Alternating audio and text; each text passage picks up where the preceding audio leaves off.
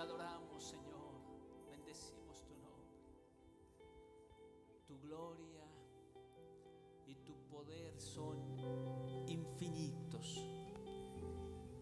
Y en esta mañana de domingo nos unimos tu pueblo,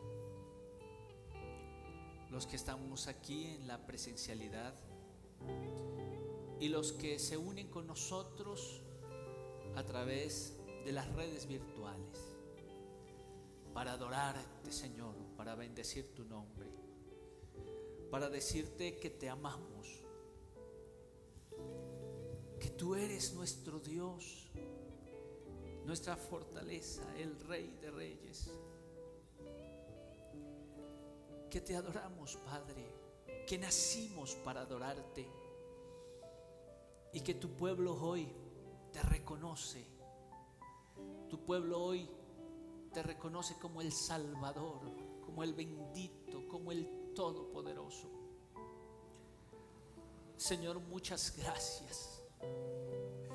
Gracias por la vida. Gracias por tu compañía en nuestro peregrinar por esta tierra. Gracias porque nos formas en cada momento de la vida y porque estás a nuestro lado, siempre fortaleciéndonos y sacándonos adelante. Señor, bendigo a tu pueblo en esta mañana. Bendigo sus vidas, su quehacer diario, su caminar, sus trabajos, su economía, Señor. Bendigo sus familias. Te ruego tu presencia sobre cada uno de ellos, sobre aquellos por los cuales está llegando esta celebración a sus casas, a sus trabajos, en diferentes lugares. Desde aquí les bendigo y declaramos que tú eres el Señor de nuestra vida, el Señor de nuestro ser, el Señor de todo lo que somos. Gracias, Rey, tu gloria, tu poder y tu majestad. Amén, Señor, amén. Alabamos tu nombre. Gloria al nombre del Señor. Por favor, muchas bendiciones para cada uno de ustedes. Tome su lugar. Un saludo muy especial a quienes nos están siguiendo en este momento por el canal de YouTube de la Comunidad Cristiana de Crecimiento Integral. Es una alegría poder llegar hasta sus hogares con la palabra del Señor.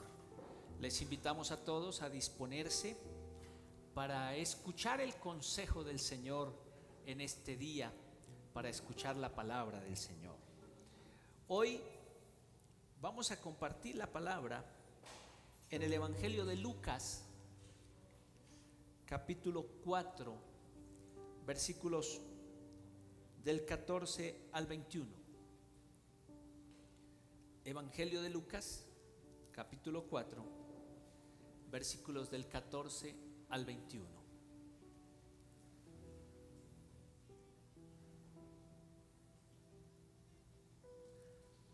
Amén. Dice la palabra del Señor así para esta mañana. Jesús volvió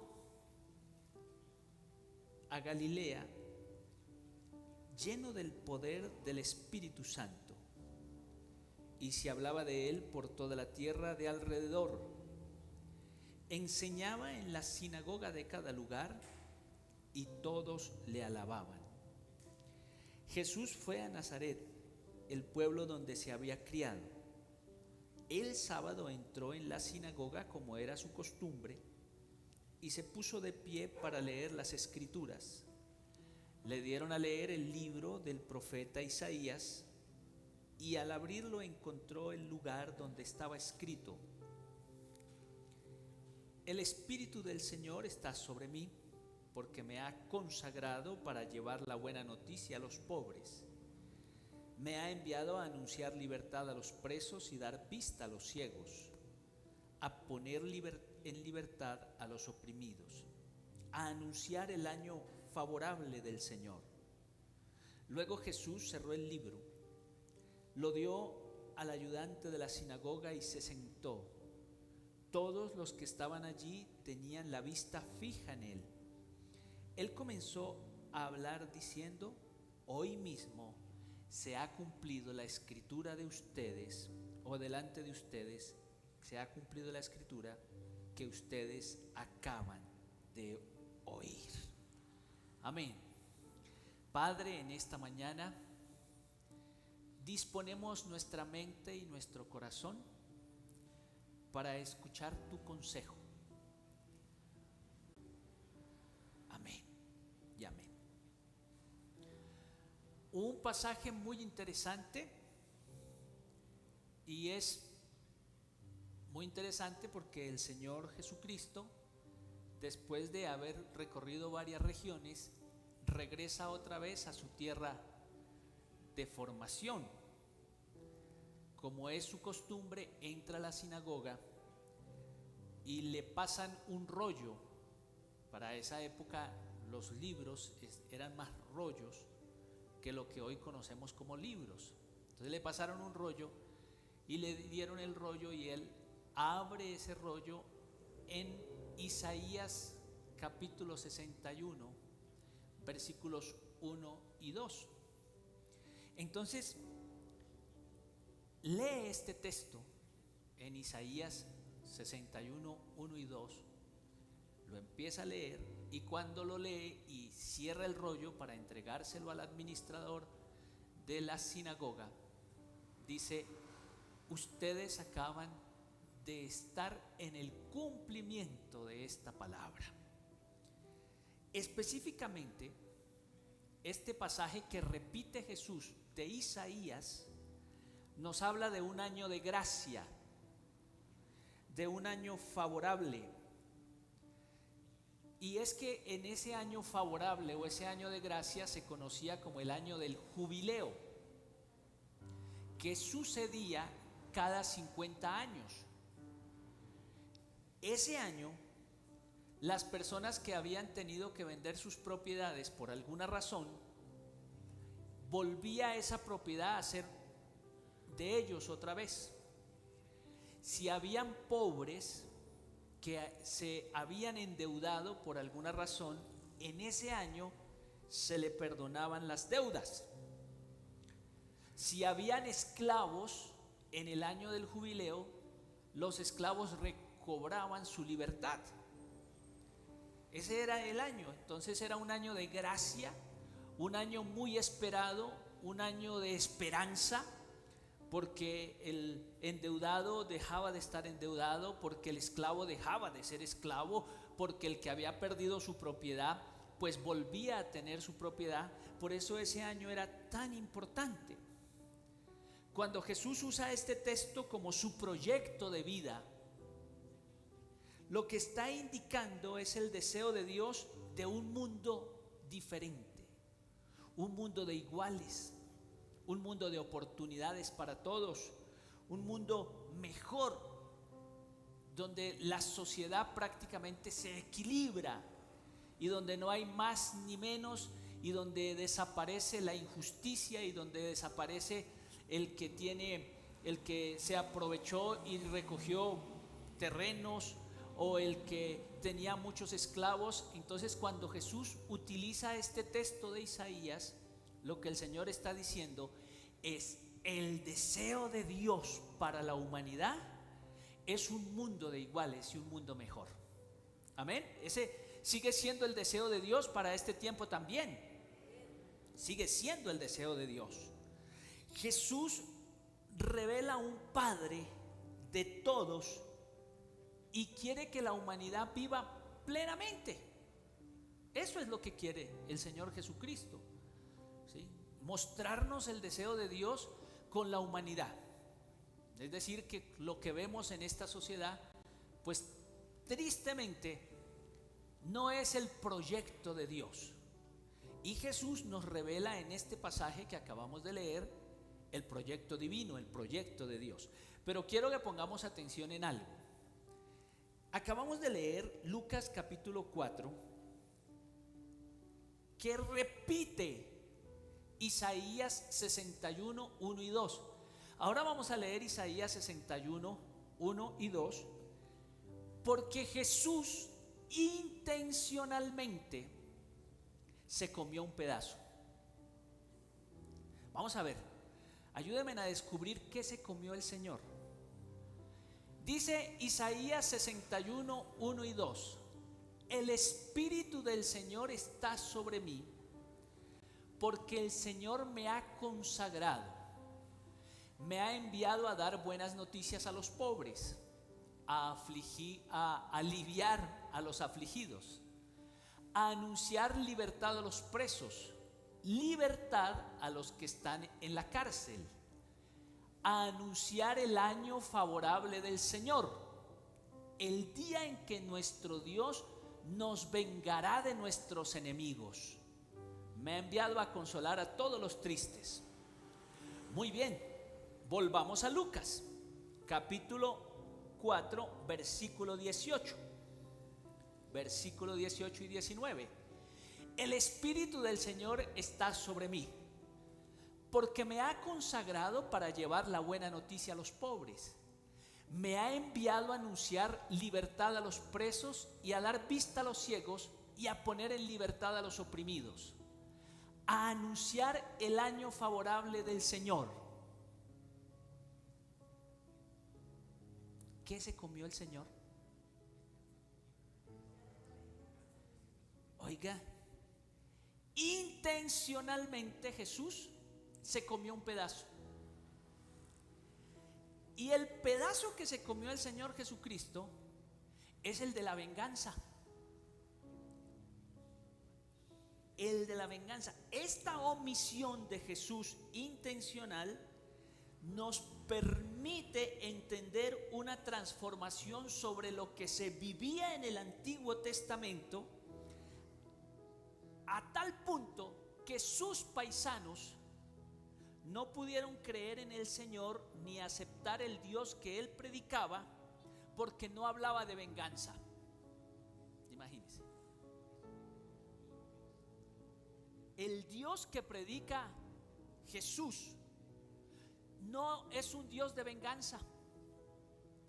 Y empieza a hacer una transformación muy interesante con respecto al Antiguo Testamento. Voy a ponerles un ejemplo. Jonás. ¿Se acuerdan de Jonás? Que se lo comió un pez grande. Bueno, el Señor le dice a Jonás: Jonás, ve a predicar a Nínive. Nínive era un lugar donde habitaban personas malas realmente. Y estos ninivitas le habían hecho la vida imposible a los judíos. Y se habían inventado unas torturas, pero desalmadas. Torturaban a los pueblos que conquistaban de una manera estruendosa. Mataban sus niños. A las mujeres embarazadas les abrían el vientre y sacaban los niños así. Y es a ese pueblo que le ha hecho la vida imposible a los israelitas que el Señor le dice a Jonás: Jonás, ve a Nínive y predícales para que se arrepientan y no mueran. ¿Qué hizo Jonás? Señor, ni por el chiras voy por allá. Si lo que quiero es que los extermines, los acabes, los consumas, los destruyas, los aniquiles. Y en vez de coger para Nínive, cogió para otro lado. Bueno, ustedes conocen un poco la historia. Viene un pez, lo tiraron del barco porque el barco estaba por hundirse. Viene un pez, se lo lleva y lo vomita en Nínive. Y ahora es el primer predicador en la historia que yo conozco que predica y no quiere que la gente que lo escuche se convierta. De aquí a 30 días Dios va a destruir Nínive. Con tan mala suerte para Jonás que desde el rey en adelante escucharon la predicación y se convirtieron. Y Jonás se hizo en una montaña grande para ver los fuegos pirotécnicos a los 30 días y cómo iba a caer fuegos y centellas ante ese pueblo. Cuando Dios no lo hizo, ¿qué pasó con Jonás? Se enojó terriblemente. esa concepción es la concepción del Dios de los judíos. Un Dios que destruye al enemigo, un Dios que acaba con ellos. Y viene Jesús y predica otra cosa, y cuando habla de su proyecto de vida, se come el pedazo donde habla del día de la venganza de Dios. Si nosotros los cristianos empezamos a entender el amor de Dios y a no creernos mejor que los demás, empezaríamos a entender que tenemos un Dios que ama a toda la humanidad. ¿Sabe qué creemos nosotros? Que Dios y usted y yo, por ser hijos de Dios, nos merecemos lo que Dios nos da, y que el impío se merece lo que él tiene, y que entre más males le caigan al que no conoce de Dios, más vemos la manifestación de Dios. Y es que tenemos un Dios vengativo, y tenemos un Dios de venganza, y tenemos un Dios del año de la venganza, y parecemos Jonás o parecemos David del Antiguo Testamento, creyéndonos mejores que otros y creyendo que usted y yo nos merecemos lo que Dios hace con nosotros. Y tengo que decirles, amados, a ustedes y a los que están en este momento desde sus casas, que no merecemos nada de Dios. Es por su infinito amor y misericordia que nosotros podemos vivir. Amén. Hacer el bien a todos, sin importar si creían o no creían en Él, fue el proyecto de vida de Jesús. Mire lo que dice Hechos 10:38. Hechos 10:38 dice así: saben que Dios llenó de poder y del Espíritu Santo a Jesús de Nazaret, y que Jesús, ¿qué? Anduvo haciendo bien, sanando a los que sufrían bajo el poder del diablo. Esto pudo hacerlo porque Dios estaba con él. ¿Cuál fue el proyecto de Jesús cuando vino a esta tierra? ¿Hacer qué? Hacer el bien. ¿A quiénes? ¿Será que cuando multiplicó los panes de los 5,000 dijo: aquí hay algunos que me van a traicionar, me hacen un favor, no me comen? ¿Será que cuando vino Nicodemo siendo fariseo, el Señor le dijo: tú perteneces a los fariseos y a mí los fariseos me caen gordos, no vas a hablar conmigo? ¿Será que al ladrón, cuando el ladrón estaba allá en la cruz en medio de todo y le estaba hablando, el Señor, ¿qué dijo sobre él? Hoy estarás conmigo en el paraíso. O los que estaban allá abajo con improperios diciéndole: bah, tú que decías que derribabas el templo, en 3 días lo reconstruías, no te puedes bajar de esa cruz, bájate para que creamos. ¿Cuál fue la expresión del Señor? ¿Qué dijo? Padre, consúmelos, destrúyelos, acábalos. Mire el dolor que tengo y estos miserables todavía allá portándose mal. Señor, acaba. ¿Qué dijo el Señor? Padre, perdónalos porque no saben lo que hacen. El proyecto de Jesús fue pasar la vida haciendo bien sin importar a quién. Y sabe, ese proyecto de Jesús es mi proyecto de vida. El proyecto de Jesús es el proyecto de vida del cristiano, porque el Espíritu del Señor está sobre nosotros para que seamos buena noticia a los que viven a nuestro alrededor, para que seamos buena noticia a los buenos y a los malos, para que seamos buena noticia a los que creen en Jesús y a los que no creen en Jesús, para que seamos buena noticia y nuestro paso por esta tierra sea una luz de Dios en la tierra. El Espíritu de Dios está sobre mí porque me ungió para dar buenas nuevas a los pobres, sanar a los quebrantados de corazón, dar vista a los ciegos y predicar el año favorable de Dios. Proyecto de Jesús, proyecto del cristiano. No nos creamos mejor que nadie. Extiende tus manos para bendecir absolutamente a toda la tierra y que pases la vida haciendo el bien. Amén.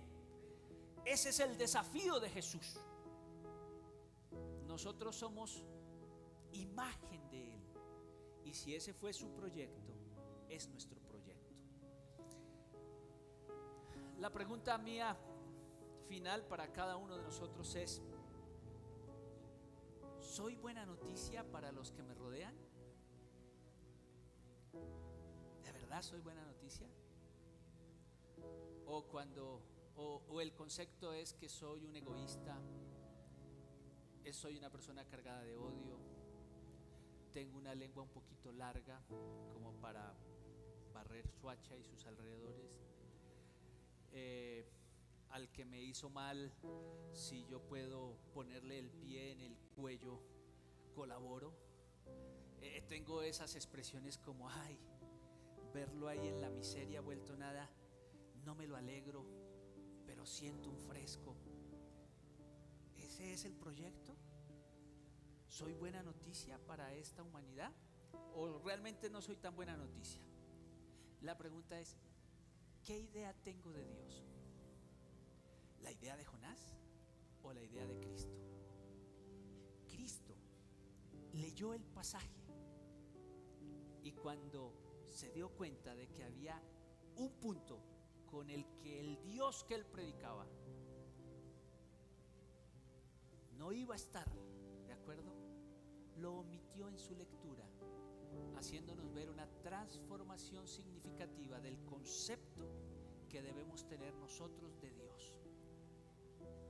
Del concepto. El concepto de nosotros también nos hace ser como somos. Jesús dijo: nada de años de venganza, y lo cortó intencionalmente. Pongámonos sobre nuestros pies, por favor.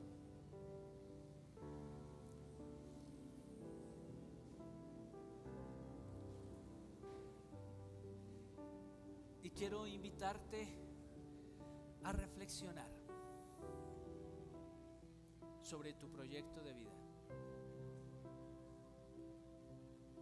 Dice Hechos capítulo 10, versículo 38: y Jesús, lleno del Espíritu Santo, pasó por esta tierra haciendo el bien a todos.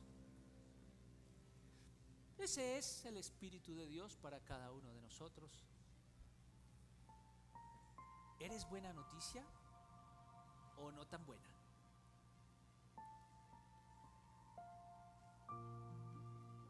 ¿Tu concepto de Dios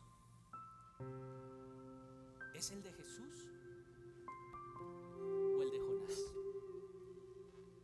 Allá en la casa te pregunto: ¿eres buena noticia para los que te rodean? ¿Tu concepto de Dios es el de Jonás o el de Jesús? El libro de Jonás termina Dios diciéndole: ay, Jonás, ¿te enojas porque una calabacera se murió producto de un gusano que la hirió? Y por esa calabacera no hiciste nada, pero te enojas. Pero ¿cómo yo, Dios, no voy a mirar a ese pueblo malo con misericordia si no saben distinguir entre su mano derecha y su mano izquierda? Dios siempre ha sido el mismo, pero son los conceptos humanos los que nos hacen creer en un Dios vengativo. ¿Eres buena noticia? ¿Por qué no decirle: Señor, ayúdame a partir de hoy y en este año 2022 ser buena noticia, predicar el año agradable del Señor, ser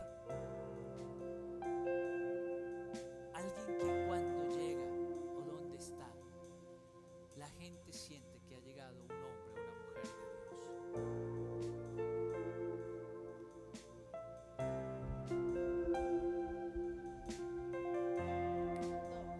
Gracias por la cruz, oh Dios,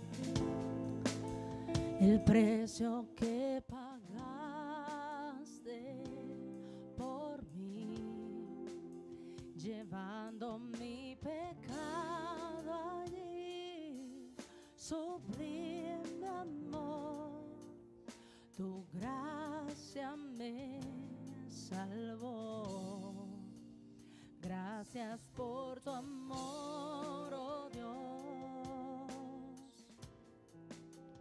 tus manos clavadas por